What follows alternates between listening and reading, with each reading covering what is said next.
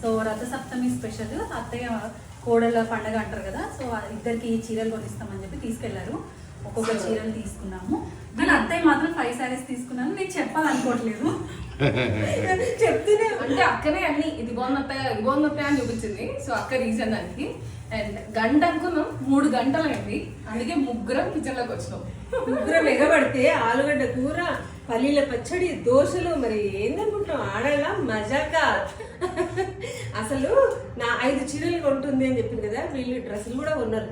చీరలు మా ఒక్క శారీ కాదు అంటే మాకు కాస్ట్లీ చీరలు కొనిపించింది. అత్తయ్య డైలీ వేర్ తీసుకున్నాం.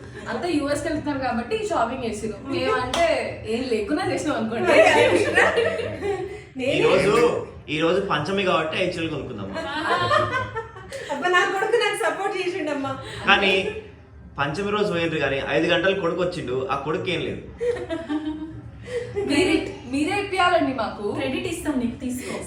రేపు రథసప్తమి సందర్భంగా కోడళ్ళ పండగ అంటారు కదా, అందుకోసం అని చెప్పి నేను కోడళ్ళని తీసుకుంటే అది షాప్ వైభవం కొత్తగా వచ్చింది కదా కొత్తపేటలో, దాంట్లో మంచి షాపింగ్ చేయించిన అనమాట. సో లేటెస్ట్ మంచి మంచి చీరలు కొనుక్కున్నారు.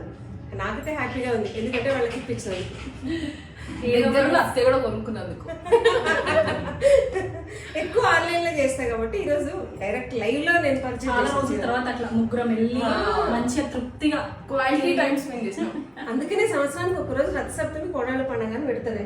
ఓకే, కలిసిపోవడం అనేది ఇదే ఈ పండగకి. ఎప్పుడైనా మిస్ అయినా ఇది మాత్రం మిస్ అవ్వదు. మీలో ఎవరైనా అత్తలు కోడళ్ళకి ఇట్లానే చీరలు ఇప్పించిండ్రా? ఒకవేళ ఇప్పించుంటే కనుక కమెంట్ చేయండి. ఇప్పియకపోతే నెక్స్ట్ ఇయర్ నుంచి ఇప్పియండి. అందరికి అడ్వాన్స్ హ్యాపీ రథసప్తమి.